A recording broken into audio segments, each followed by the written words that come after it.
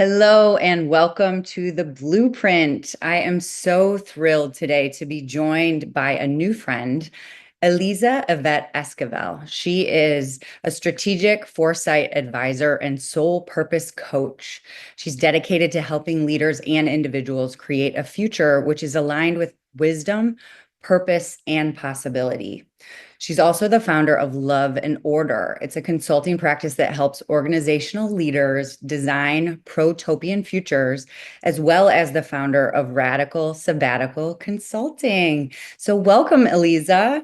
Thank you so much, Marley. It's a delight to be here. I'm excited to get into it. Yes, I'm so excited too. We have so much amazing ground to cover today, and really just wanted to make space for you to tell your story. I know when we first chatted, you shared about being at an ashram in your 20s, and let's hear the goodness. Sure. Yeah. It's interesting because I kind of feel like my life makes more sense in hindsight. So there are bits of things about my life that now I realize were actually really, really relevant. So I'm going to try and hit on some of the ones so that we can piece the story together. I am from Texas. I'm a Mexican-American woman from Texas. I studied English literature at the University of Texas at Austin. And so I lived in Austin for 10 years. And I think what's important about that is that I was a slacker in the 90s.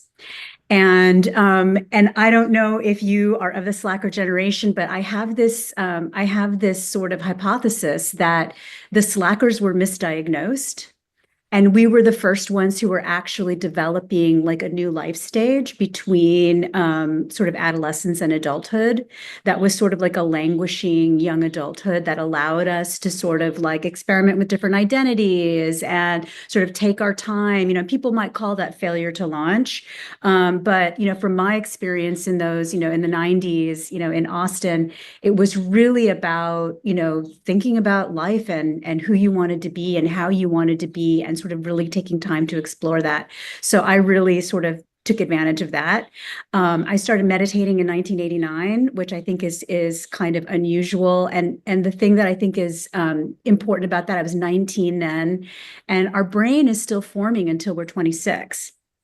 So those 7 years, while my brain was still forming, I had a daily meditation practice, including entering the ashram. And I think that made me stand out professionally and sort of just in life because, sometimes people take plant medicine, let's say, because it allows like different neurons to sort of make these connections. Meditation does that for you too. And so my mind, as a young adult and throughout my professional career, was really formed by that ability to sort of do that because of my meditation practice. So I was in an ashram also in my 20s with Sri Chinmoy, and we can talk, more about what that experience was like. And then I randomly fell into advertising. I intended on going into library science. I just wanted to meditate and be around books and be peaceful. And I had been working in scholarly publishing, and one of my bosses took me to lunch and said, "What are you going to do with your life?" And I was like, "I think I'm going to go into library science." And she said, "I think you'd be really good in advertising." And I was really taken aback, but I had written a paper in undergrad about heuristics and Tommy Hilfiger advertising. And I had researched then that most of communication theory comes from military research and trying to encourage soldiers to fight in war. So there's a lot of like neuroscience and behavioral science sort of baked into communication theory, and that fascinated me. So I wrote an application to graduate school to write cultural theory about advertising, and I got a full scholarship. And then that's how I ended up, becoming an advertising executive and going into strategy and planning and all of that. So that's a little bit of like the background of how I ended up sort of becoming somebody who in the end, is now doing the kind of work that I'm doing. But that foundation in my 20s, I really feel is sort of like a hidden reason behind how I ended up doing what I'm doing now. I don't know if you can relate to any of that. Wow, so much. I mean, I just find it like I see you almost behind the scenes, like in the engineering space of advertising, like with the screws and the nuts and the bolts, like you're asking to write cultural theory about advertising. Like, how did you know as a young person to look through these really different perspectives of what like the typical person might see or understand about advertising? It's almost like you're going so far back to the basis of what really it's foundationally built upon, with a really unique lens of, I mean, I know almost no one that was meditating and had a meditation practice during that core time of brain development and, you know, such awareness.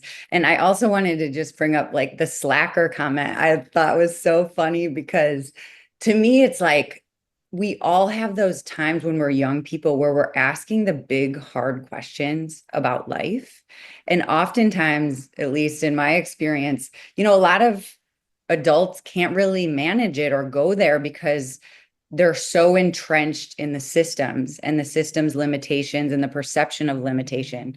So it's like that's the most alive way to be. And I also feel, you know, the slacker is a very big mislabeling of really being in your divine feminine and being okay with rest and being okay with, you know, receiving and asking, you know, asking the hard questions, seeing outside of the patriarchal bend that we've like attached to so much of what we do.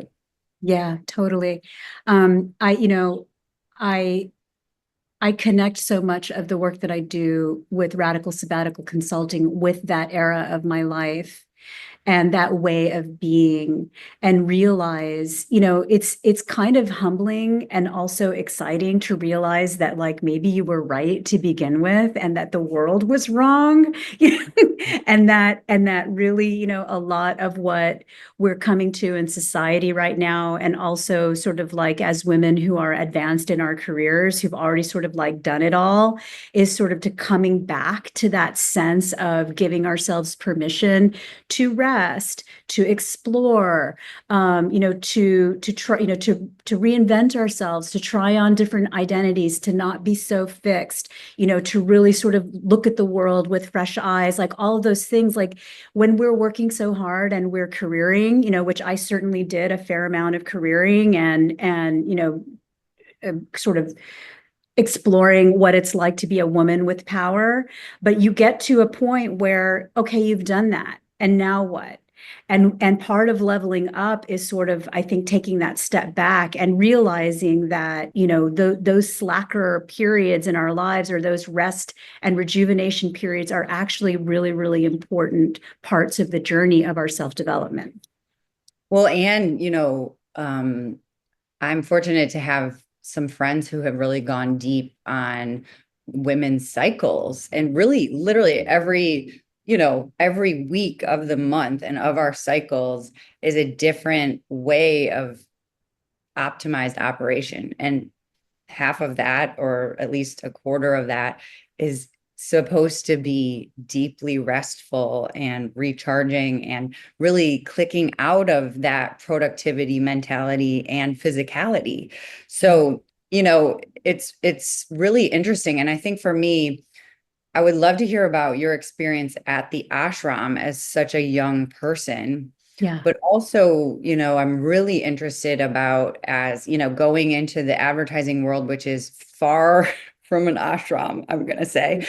And just like, did you have to kind of put some of that aside or shut some of that off or kind of click out of it in order to step into this, you know, perceived power of what our systems are kind of built upon? Yeah. So I'll take you through that part of the journey. So I was in the ashram from 24 to 30. So those 6 years, and it wasn't like I went to India and I lived in it. It was more of you belong to this community and you subscribe to a way of life following a particular guru or teacher. My guru was Sri Chinmoy. At the time, he was based in Jamaica, New York, and he would give twice weekly meditations at the UN. And his ashram community was global; it was very international. And I connected with it while I was in New York, and while I was in Austin, and I was really reticent. I wasn't the kind of person who wanted to. I had issues with authority. I had, you know what I mean. I had been raised Catholic. I was like, the patriarchy, the hierarchy, the listening to one man, like a lot of those things. I was like, oh, I don't know if I can, do this.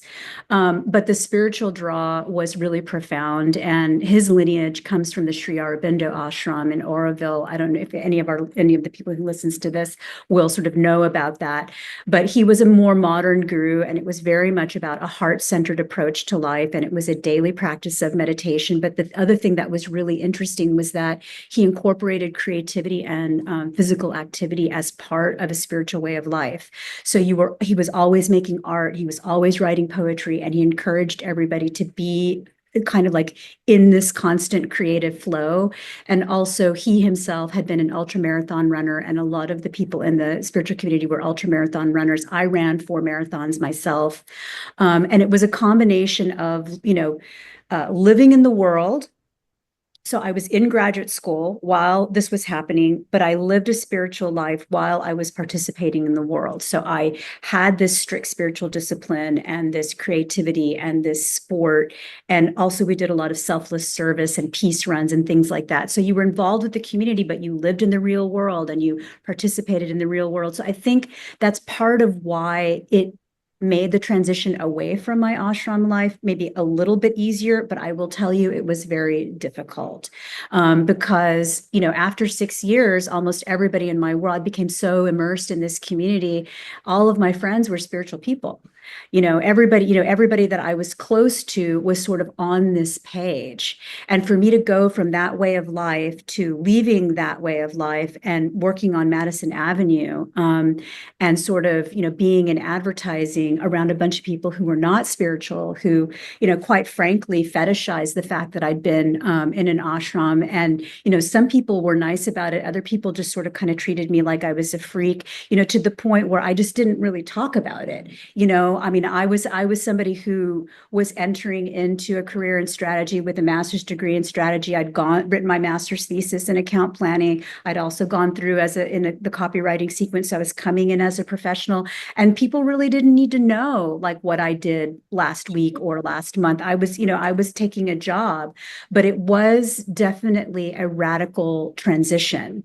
And I did, in hindsight, I realized like I sort of parked a lot of myself into like a little kind of corner so that I could be the professional version of myself that I needed to be, on these global accounts and in these agencies and sort of careering the way that I did. And then on evenings and weekends, I would go back and, I would run on the weekends and like do my little meditations on the side, still like in my own way, not part of the ashram community. But over the years, it became less and less.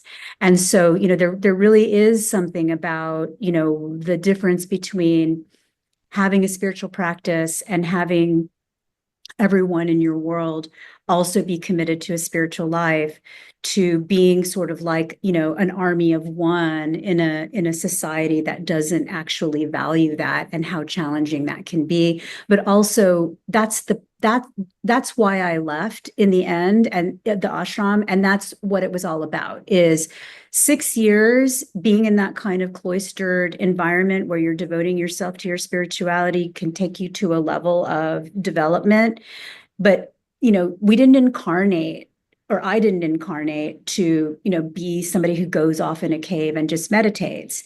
I came to be here in this time, in this world, in this society, in this cultural moment, and to be a spiritual person in this world, in this society, in this cultural moment. And that is the mastery, and that is the practice of how do you do that?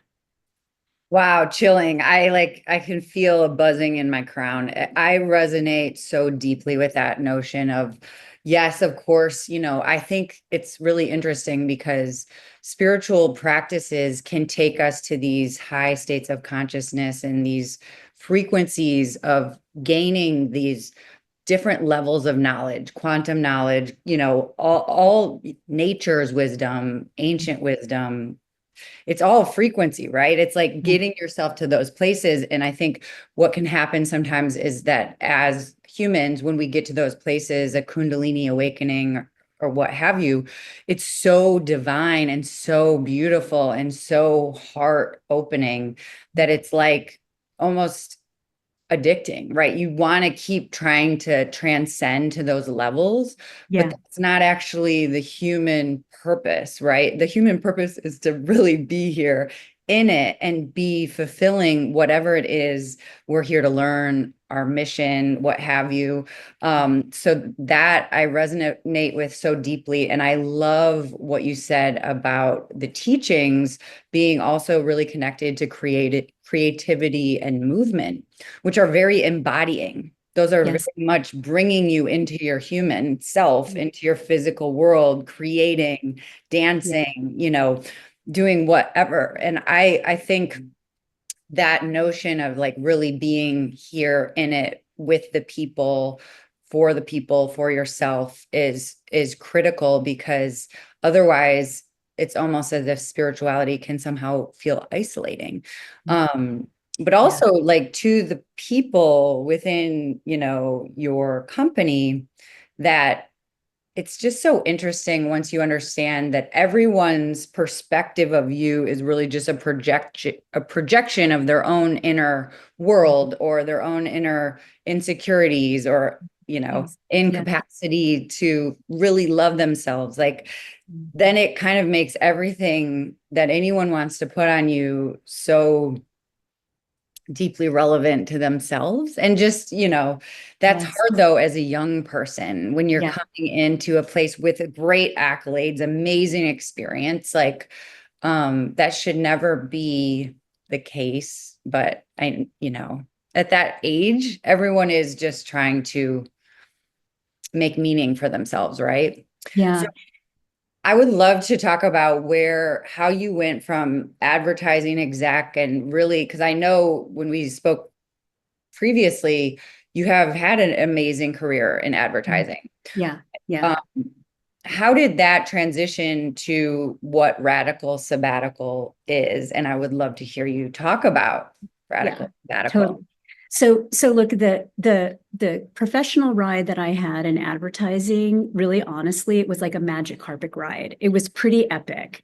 My first job at DDB New York, I got put on a global account, and I quickly realized that I wanted to have a global career. And so I got to travel all over the world working in advertising for some of the best agencies in the world. I worked at DDB, JWT, and then I worked at Whiting and Kennedy Amsterdam, lived in Amsterdam, worked on the global Coca-Cola account. And then I came back and I worked at TBWA New York. I ran planning there. And then I went client side for 6 years and had two really big jobs back to back. One as vice president of global brand strategy at Mondelez, and then 2 years as a senior director at Microsoft. So that period was very, I kept going up in my career. I was traveling, I was learning. I was getting to work with some of the most talented people in the industry at some of the best agencies, and then going client side to teach clients how to work with the best agencies and how to teaching myself how to drive, marketing transformation on the client side, which is very logical and stiff and like not creative. So I had this great, great run. I mean, really, I did. And a lot of people, I think, look at that part of my career and find it quite enviable. And I'll be honest, like, I feel very fortunate. I really got to live it up.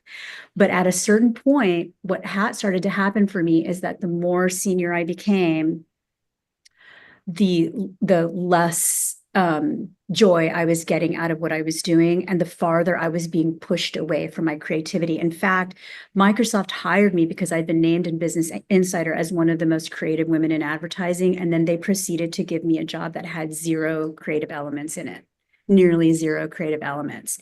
And I almost felt like a little bit, and I don't know if you'll be able to relate to this, but I kind of felt like the Matrix was trying to take me down.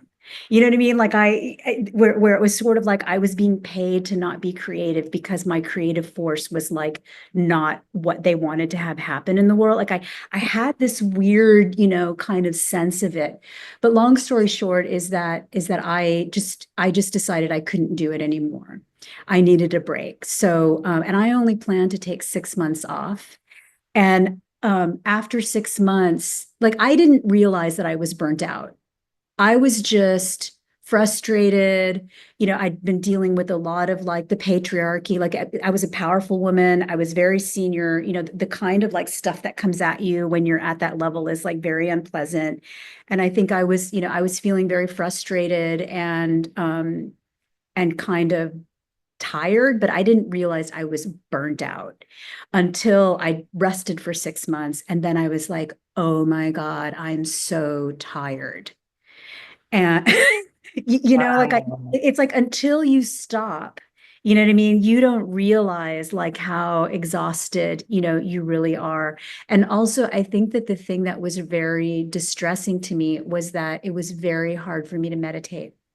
Mm. I had been so much in that logical world and careering and traveling and like really sort of like just exhausting my energy to the point that it was difficult for me to tap into that spiritual core. And when I realized that, I was like, you know what? I really need to just take more time, get back in touch with my own creativity, get back into some sort of like relationship with my body and my energy system so that I can feel spiritually connected. And so I kind of made that decision. And so because of that, what I planned as like a 6 month sabbatical turned into a 2 year sabbatical. Mm.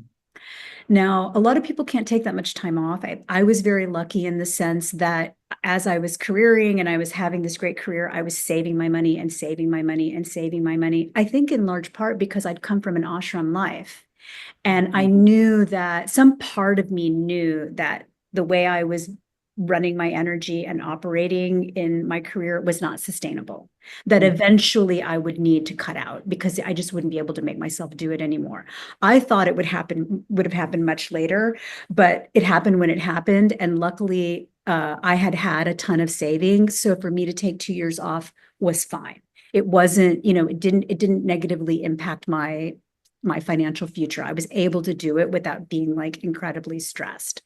So that is how I started to understand the importance of and also when I was taking all that time off, people thought I was a little bit crazy. Like, what are you doing? Like, and so that's when I started calling it jokingly a radical sabbatical as like a way of making people feel comfortable with what I was doing and not feel so that I was so weird or so taken aback or that there was something wrong with me.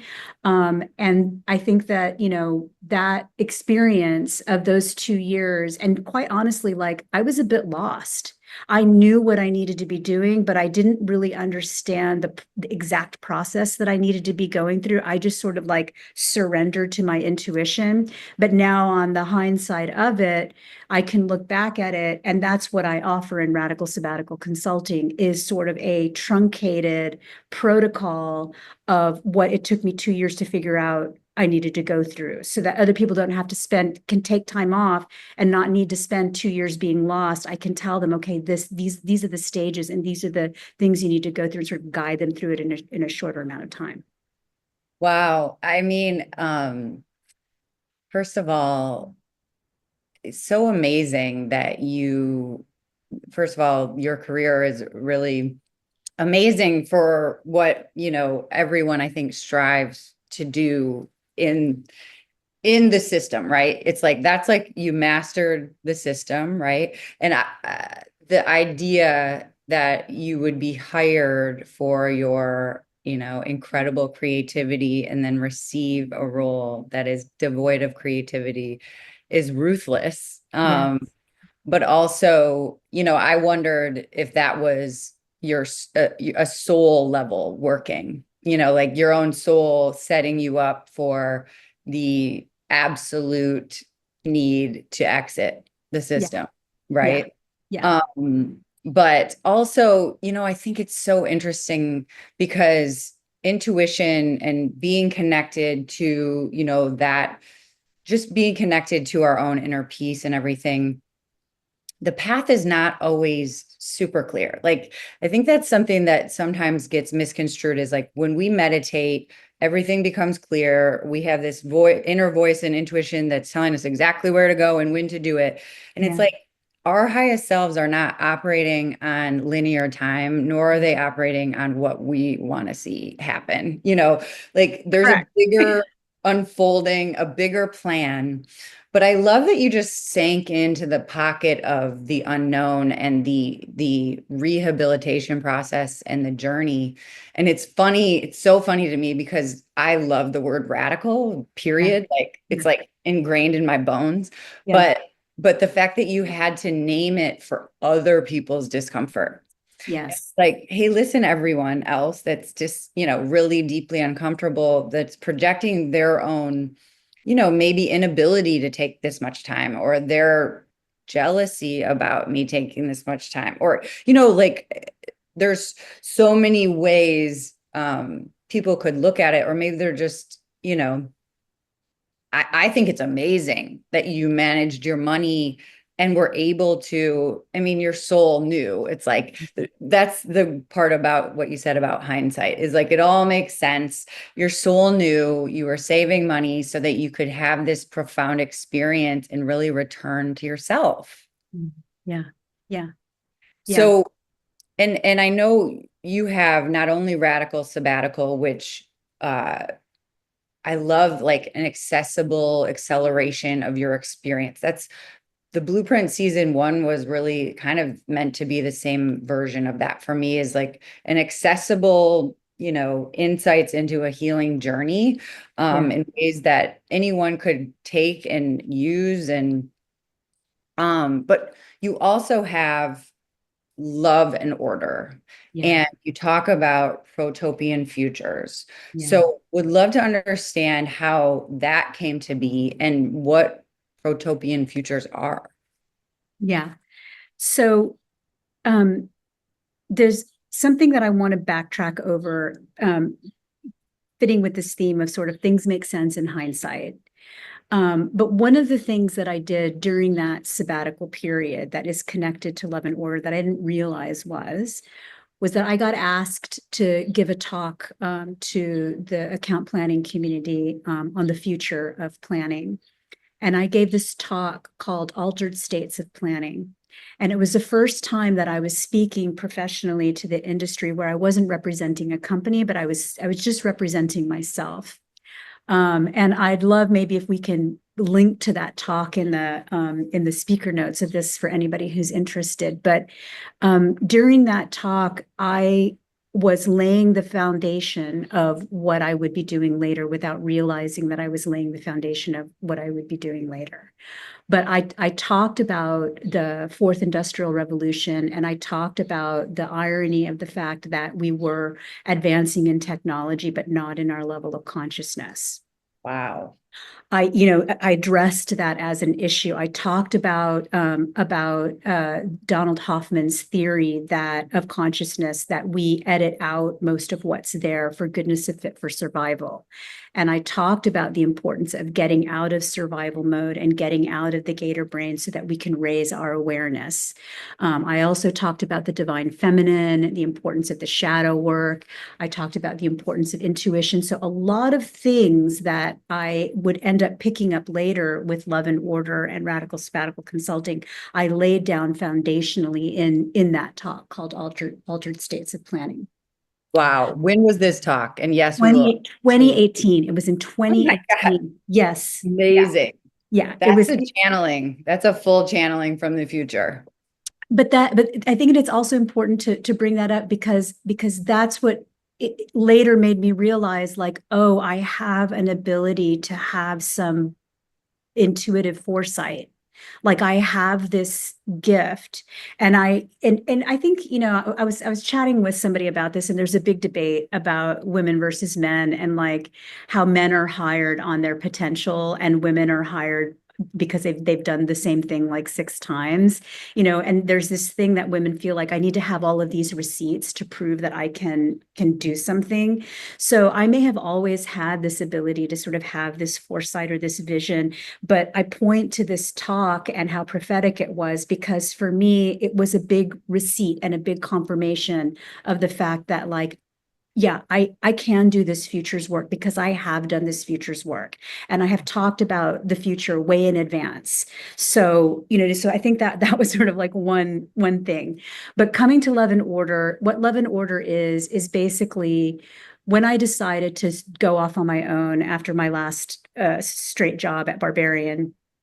I wanted to work on my first book, writing about how to access your own innate power, which we can talk about. And I didn't want to abandon everything that I'd done before. I didn't want to throw everything away. So I thought to myself, like, of this amazing career, what do I still have passion about? And it was the future forecasting bit. And it's also working with leaders and leadership teams. And in fact, I came up with the name Love and Order before I figured out what it was going to be. And I'd worked in naming for a while, both at Microsoft and at Future Brand. And the thing about coming up with a name is like it's a promise. A name is a promise, and oftentimes, like, the coolest names, it's like a promise of how you're going to feel. It's not like it's not like a logical thing. So when I thought, oh, if I ever go off on my own, what would it be called? The name Love and Order like immediately came to me. So I ran to LegalZoom and like took it up as an LLC before I even knew what it was going to be. Wow. So, and the other thing that's worth noting is that I had started whilst I was at Barbarian, because Barbarians, it was a very sort of like, they worked in AR, VR. It was like technology at the forefront of marketing. So a lot of the thought leadership that I was doing was views of the future. And that's when I kind of stumbled upon this idea of Protopia. And I kind of fell in love with it because, during COVID, one of the things that I noticed was, like, we're looping as a society. Like, why do we seem to be looping? And even now one could argue that, like, we've had the same election in the United States 3 or 4 times. It's like, Mhm. it feels like it's the same. Like, how did we end up with these same people, these same Yeah. like, why are we looping? Yeah. It's because we are stuck in this sort of dystopian nightmare where where we just assume that the future is going to be the worst thing that could happen. And we're fed all of this in science fiction and, in society. And so we have no imagination. We just keep repeating ourselves. And this idea of protopia, which is an antidote to that, really is it's almost like a way out, and a new way of sort of thinking about the best possible future within reach. And for me, the way that I define it is sort of, it's not just the best possible future within reach, but it's based on things that are already happening right now. So nothing that I project into the future doesn't already exist in some small way. It's just that we as a society are not focusing on the solutions that we already have because we're so caught in the mind meld of this dystopian view. Wow. And David Hawkins' scales of consciousness, Yes. fear, shame, guilt are all, the baseline of consciousness, meaning at the lowest end. And, the way that I see so much of what is happening is, so deeply rooted in control, which control is a mechanism of that's rooted from fear. And really, my perspective is deeply entrenched around our collective fear of death as a big component. Because, if you look at humanity's like top 5 fears, 4 of them are various ways of dying. And so it's like when we Yeah. think about the collective fear of death, sort of projecting this linear existence of dystopian life onto Earth, like a linear Earth death. It's Yeah. also kind of connected to our movement away of reincarnation that was so entrenched with original peoples. And so Yeah. that really resonates for me. But I think when you're saying, we're kind of in these loops, it really feels so connected to fear. And yes, I think that we're fed that. And I always, I was literally having a talk with a friend last night about the deep, deep need for raising consciousness as an interconnection to supporting really our outer earth and our outer environment in ways that are beyond comprehension. And I know that that resonates with the So work much. that you do also. And I think it's so interesting too, because I have been told by 10 people in the last like 3 years, you're from the future. Oh, And cool. it's interesting because like you, um, it's almost like I know in my body, in my bones, in my blood, what is coming, and that it's very, very different than what exists now, and that this paradigm is frankly over. Like, and it's not a fear-based over. It's like what needs to be dismantled is already dismantled, and it just hasn't caught up, right? But Yeah. I think like in ancient times, or even not even that ancient, not that long ago, seers and people that could see, and there were so many variations of mystics where they were connected to the earth, connected to wisdom, connected to different frequencies. And like what the blueprint within means is like we all have the ability to connect with these frequencies, every single one of us. But it does require practice, and it requires belief more than anything. Belief in Yes. self, belief in the world, belief in nature. But I love Protopian Futures. I love naming it with such a, opposite centricity than dystopian. Yeah. Um, and as far as like, I love how you also connected it to like, we have everything that we need. Like everything that I'm talking about already exists. So Yes. you mentioned previously about incorporating the IDGs, and I think for a lot of people listening to the Blueprint, they might not know the SDGs, which are the Sustainable Development Goals. Yeah. I believe the IDGs are interpersonal development goals. Yeah. Yeah. Inner development Inner goals. development. Yeah. Okay. Would Yeah. love to hear about how you found that framework, and then how you have like, what that means to you and how you've incorporated it into your work. 3,000%. Uh, Look, everything that I've created with Love and Order has been intuitive. So, it's been this journey of my intuition and this kind of claircognizance that's been sort of flowing through me. But as I decided to build it into a consultancy, and again, coming back to the importance of receipts, I kept looking out in the world for evidence that this is what we needed to do, that in order for human civilization to thrive, we needed to raise our consciousness. That in order for us to be able to envision a better future, we needed to return back to imaginal realm practices and connecting with it. Like I was looking for, this is what I intuitively was feeling, but I was wondering, like, am I making this up? Like, is there anything else out there? And I was very fortunate to join IMA, which stands for Impact Makers, and it's led by Lily Graff. It's a global network of social impact entrepreneurs. For anybody who is thinking about getting into the social impact space or starting their own thing, I highly recommend they check it out. But it was through IMA and through my connections with IMA that somehow I stumbled upon these IDGs, okay? And basically, it's an organization out of Sweden, stands for the Interdevelopment Goals. And this is the way I tell the story about what it is, was that, Sweden, they're like way ahead, you know what I mean, in terms of like sustainability, the environment. And they came to a place where they realized that they were not going to be able to meet the sustainability development goals because of a lack of the inner work amongst the leaders.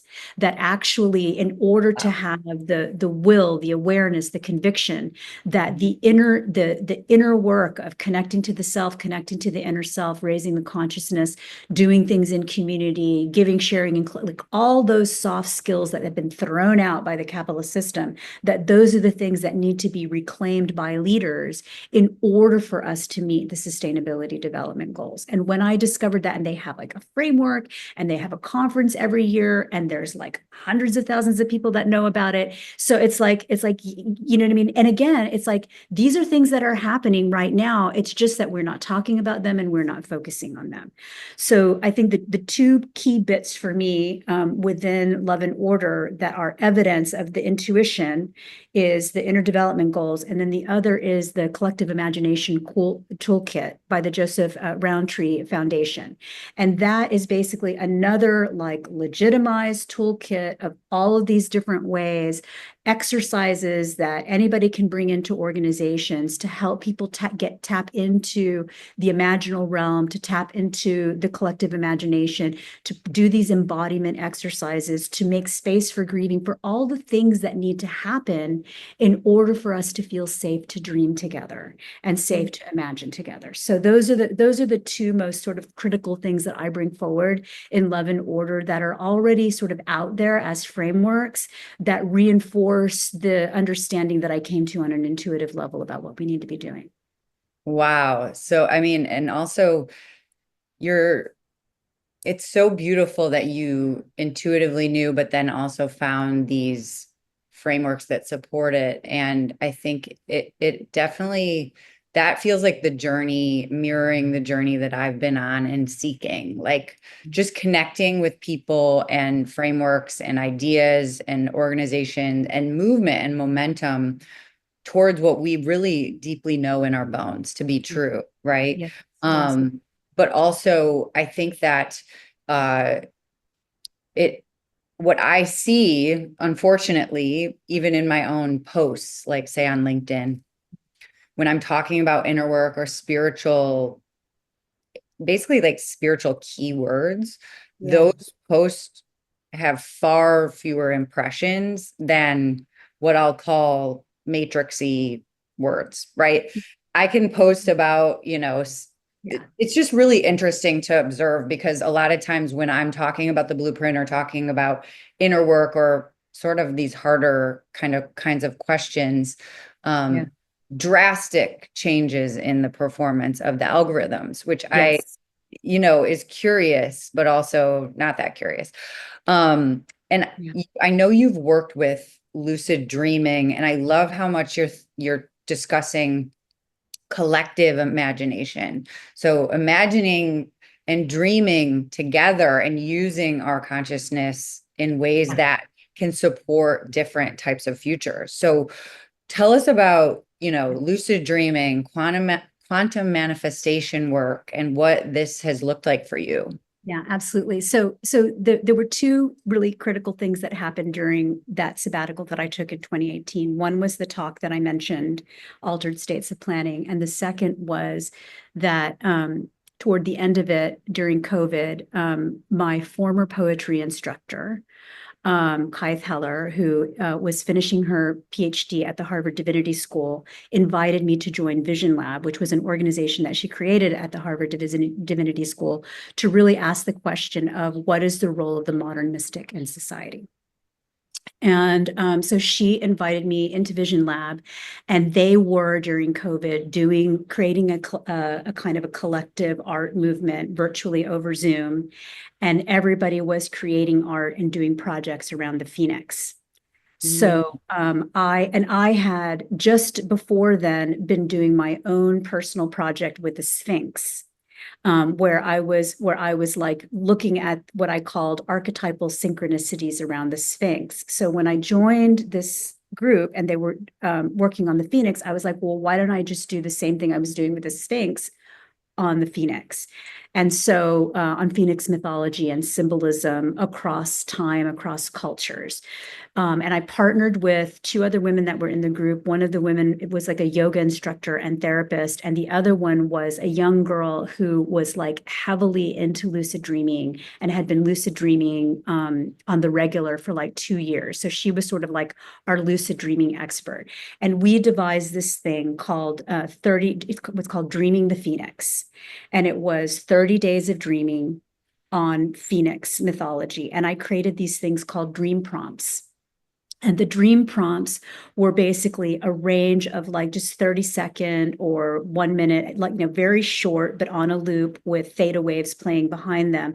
But each one would take on a different thing relating to the phoenix. And it started with poetry, and then it would go to how Native Americans looked at the phoenix, and Egyptians and Russians. And it was like in Asia and like all kinds. And it was really, really fascinating. And what ended up happening was that over the course of the 30 dream prompts that I was creating, it was kind of like me being curious and looking at something and then having a little bit more curiosity and then looking again. And every time I leaned in, it like opened another door, and it opened another door, and it opened another door. So that it took me like all the way to Egypt and to Bennu, because Bennu is like what the phoenix is called in Egyptian. And the Bennu stone was what was on top of the pyramid. And then they didn't know what that stone was, and it was like taken away, and it's like really mysterious, like where did it come from? And then there's this Bennu asteroid. And NASA basically sent this mission out that was going to come back, I think in 2024. And we were doing this in 2020 with a piece of the Bennu asteroid. And it's actually, fast forward, it's come back, and they found like evidence of life on. So sorry, and like, I'm just going a little bit, like it was really crazy. Like when I was doing these dream prompts, and then it was like the Phoenix Lights, which was the sightings, the UAP sightings in Phoenix. It was like all of a sudden, and then there's this Phoenix cluster, which is like this intergalactic thing. And it was like all of a sudden, it was like I went from poetry to the cosmos through this symbol of the phoenix. And that's what these dream prompts were. So we organized this experiment. We invited all these people in, and every night people listened to a different dream prompt and tried to practice lucid dreaming, and then would record their experiences and share their experiences or create art around their experiences. And the amazing thing that happened was that I think we started influencing reality. Because first of all, because during that time period, all of a sudden, Chanel came out with an ad that was a lucid dreaming ad. The ad was like a lucid dream. And these people went up in this elevator, and they opened to this room, and they were like really big, and things were really small. And they're like, am I dreaming? And we were all, it was like airing at that time. We were all kind of like, what is happening? So we started to, it was almost like we started entering into some sort of like group telepathy where When was this? When was this in this 20? was during COVID. This was like a 2020. November? Yeah. I have to go back and like look at the actual dates. Why, did you have something happen to you then, or what? Because yes, I mean, I remember I that's so funny. It was like Thanksgiving, and I was at my former partner's like parents, but I ran around a playground like to the tune of 3 miles. So it was like 13 times. And the whole time I had a phoenix with my inner child literally like Wow. flying with me for 13 times, which is so funny because like 13 is the cycles of the moon, like all these different divine feminine numbers attached to 13. Anyways, I was just like, wow, because that's like the time where I was like very clearly with the phoenix. Yeah. That's cool. That's really cool. I love it if it's the same time. That's so yeah, fun. we could rabbit hole on that for a long time. So, but I think that the point that I want to bring forward for you and for the people who are listening to this is just that was my first experience. So first of all, I successfully was able to lucid dream during this time, and I had never done lucid dreaming before, and it's really a magical experience. But for me, these are all like what Bashar calls permission slips. So for me, what happened was, because I could wake up in my dream, I started to feel like reality was a dream.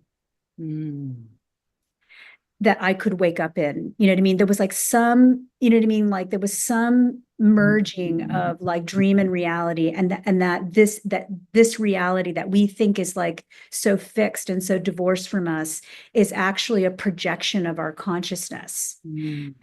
And that's like where quantum manifestation comes in, and the understanding that we live in a holographic universe. And I talked a lot about this on another podcast that I did called The Deep Dive in July of 2023. I think that the title is Spaces Between, but I was talking about consciousness in the quantum age.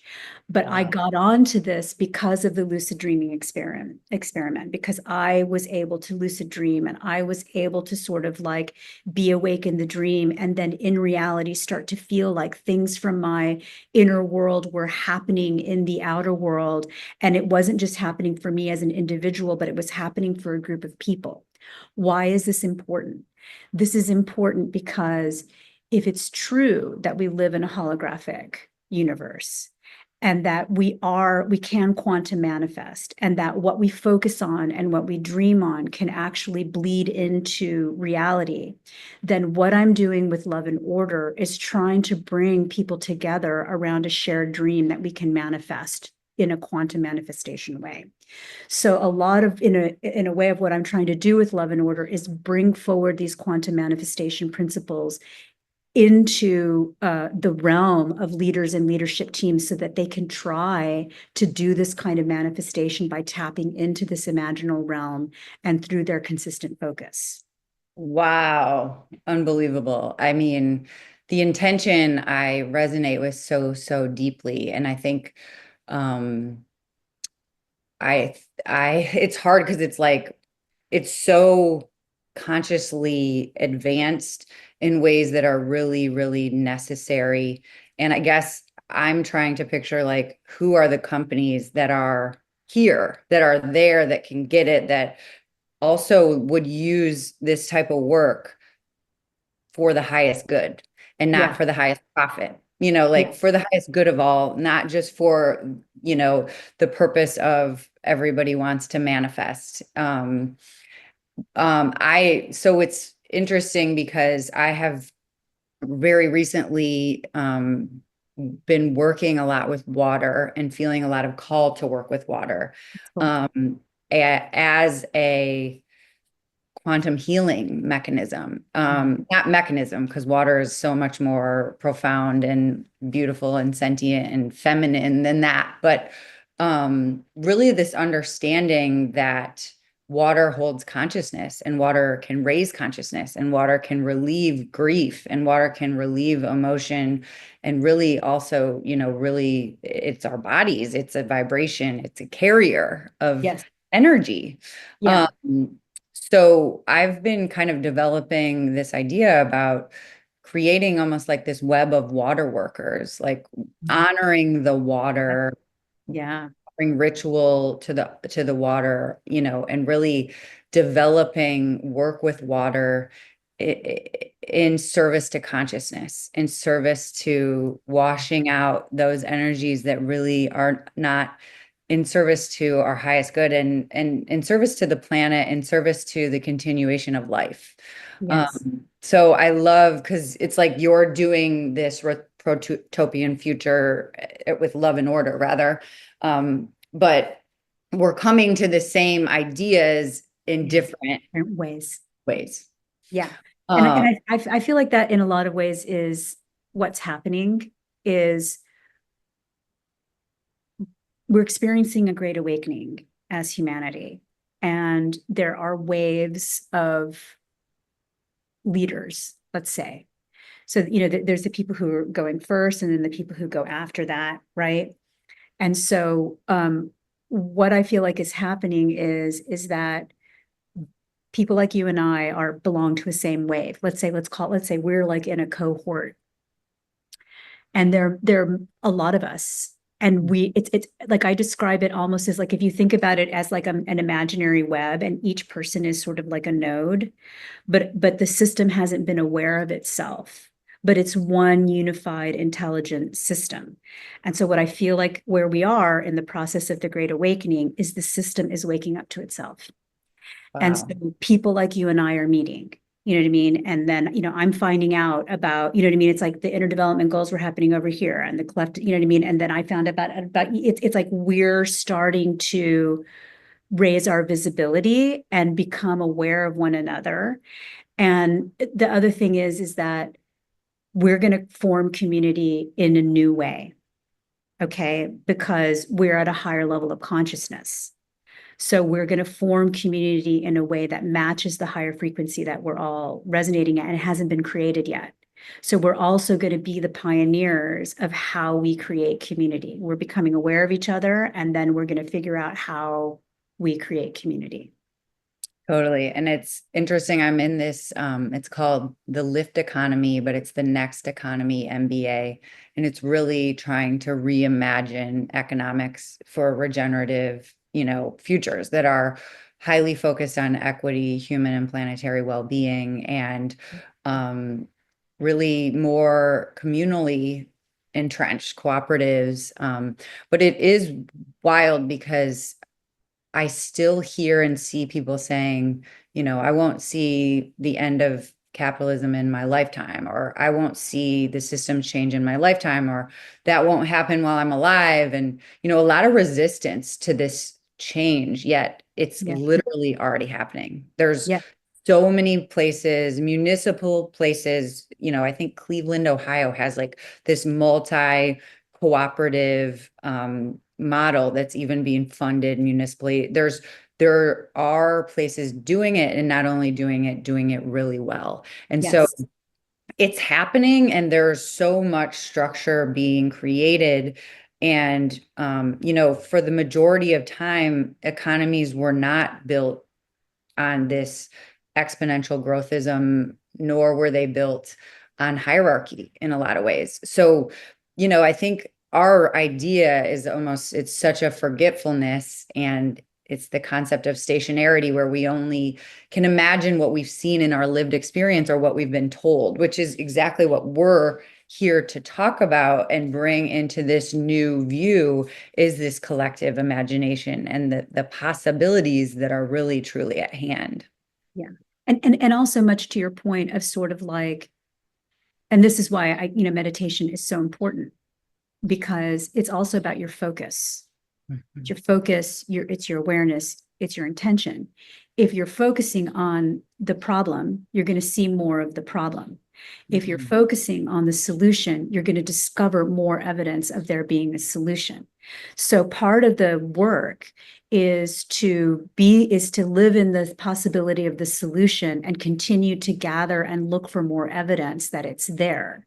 And you know what I mean? It's kind of like that Phoenix thing, where it's kind of like you just look and then you look and then you look, and you really start to discover that there is an entire movement that's happening that is not being televised, that is not being at the moment sort of, chronicled or even recognized within itself. That it's like, I when I first started doing this work, I was like, oh my God, like the sustainability people are over here, and the blue economy people are over here, and the social impact people are over here, you know what I mean? Like, and they're not aware of each other or aware that they're a part of a larger movement.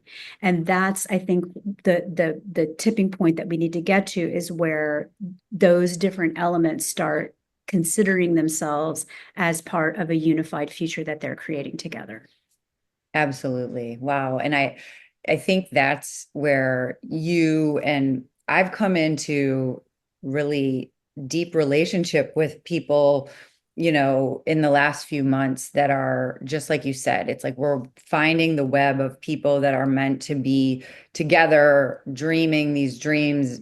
And it's funny because I feel like dreams also, even the word in our culture, has such a connotation of like flippancy. It's like Important. dream a dream or imagine. And it's like, Yeah.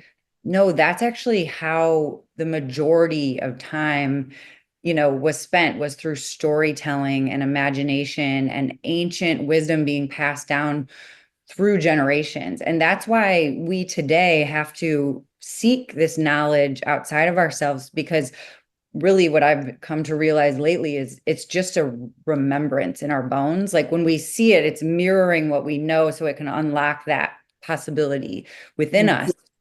Yes. Um, but Love that you said that. I agree. I love that you said that because I do think it is a remembering.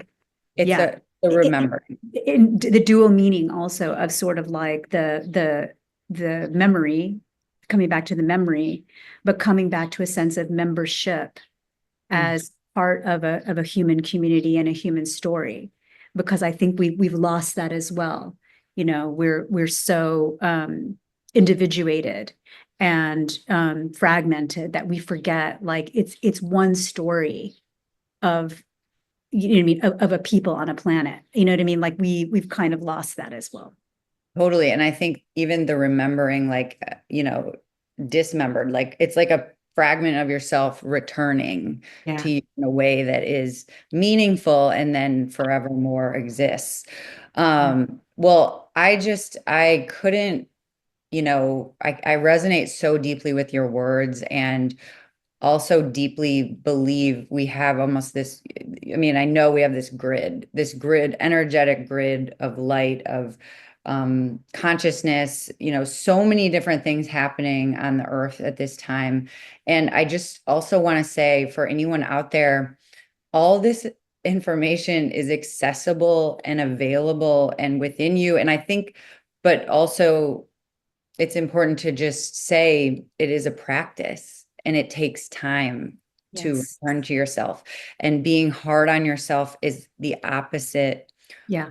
what any of us would suggest. It's being almost radically kind and compassionate and graceful, and patient with Yeah. yourself, Yeah. because Mother Earth consciousness, it's within you, all of it, and all of it wants the best for your life and for your journey. Yeah. Yeah. I agree 3000%. You know, and it's we, you know, you asked me once about the new earth and like my vision for the new earth. And the like my vision for the new earth is it's inside of us. Mm. You Yeah. know, it's you know, it's about us tapping into it. Like we have the codes. Yeah. We already know the answers. You know, all we have to do is start behaving in a way that allows that intelligence to come forward within us. And each and every person has a little piece of the puzzle. So, you know, everyone's participation is needed, you know?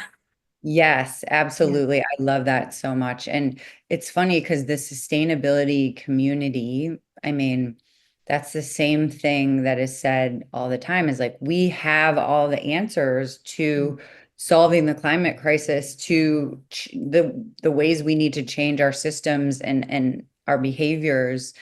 It's the same. It's the mirror. It's like we have everything we need within, but also we have everything we need without. Like we just need to see ourselves and remember ourselves and return to our truth, which, Yeah. and that's goes back to the work of David Hawkins, where, truth calibrates consciousness. And when we are being bombarded with untruth, it weakens our body and it weakens our reactions. So that's Yes. the other thing, is like really experiencing and practicing sovereignty about not everything that we say on this podcast might be true for you in any way, like, but it's about what resonates and what is true in your heart and keeping to that journey. Yes. Yes. 3000%. And also to go back to what you were saying earlier is we really need leaders to step forward who are in organizations, who have been, like I used to be, quietly hiding their spirituality off in the corner, to step forward in bravery and sovereignty and embrace a kind of a heart-centered leadership, you know, and bring some of these practices into their organization, because that's what the world needs right now. We really We need that. we need it at all levels, but we really need, you know, because leaders are the ones who have access to financial resources, and influence. And Mhm. that's why we need them to participate. Well, and really strictly, if we're going to like a 3D business level, your people's well-being is Yes. connected to their hearts and their Yeah. truth. If there are business activities or, it's out of integrity culturally, people feel it, whether they're even consciously aware of it or not. So the smartest business decision you can make is to support the inner world of your people. And Yes. it's wild because if the business isn't really in integrity with the earth, like I think that's what keeps people from allowing that freedom of support and well-being. It's because they know in truth that something's not in integrity, Yeah. and that they're afraid that people will leave. But ultimately, whether they leave, that's a bigger truth that needs to be seen no matter what. Yeah. And And will it's a vicious cycle too, because people get into survival mode and then they behave in ways that ensure our demise. And, Yeah. it's goal achievement confusion. You know what I mean? It's like I'm doing this because I feel like I need to survive, but the thing that you're doing is actually going to ensure that we don't survive. So what something Yeah. needs to change. Yeah. Totally. Yes, it is so interconnected. Wow. Well, we could talk for days and days, and this is such a beautiful, amazing conversation. And I know first of all, I just thank you. Thank you for the work you're doing, and thank you for sharing this with the community. And I just wanted to kind of ask um, first if you have any other closing thoughts, but also would love to. We'll get all of your links and all the ways for everyone to reach you in that amazing talk, but Yeah. just make some more space for you to share any other wisdom. Yeah. I mean, I think the only thing that we didn't talk about was my current meditation practice, and the meditation course that I took called Traversing the Frequencies, which was created by Guy Stephen Needler. I did level 1, level 2, and level 3. It's very rigorous. But what it allowed me to do was to really raise my frequency on a whole new level beyond the ashram years, et cetera, and has allowed me to tap into some channeled content. And the protocol that I use in Radical Sabbatical Consulting came from a channeled download during meditation, and that protocol is called Twirl. And it's like a kind of a new earth ascension protocol. It's like a way of living. It stands for trust, witness, invite, receive, and let go. And it's not meant to be linear. You go through, you understand what each of these are, and then as you're evolving and tapping more into the inner realm and becoming more inner directed versus outer directed, you kind of like you touch on each of the elements in a non-linear way until you're able to sort of really be in resonance and access your own innate power and be an inner directed being. So that's the last thing that I would leave everyone with is sort of this idea that that you can tap into your innate power by allowing yourself to go through a process, and much in the way that you said, where you're giving yourself a lot of grace and a lot of kindness to go through it. Amazing. And then with Twirl, how do you work with people? Is this like a one-on-one? Is it group? Or is it sort of something that they take and use introspectively? Yeah, so the way that I'm working now is one-on-one coaching. And I do 6-session packages where I start with an evolutionary astrology reading to help people sort of identify their soul's purpose.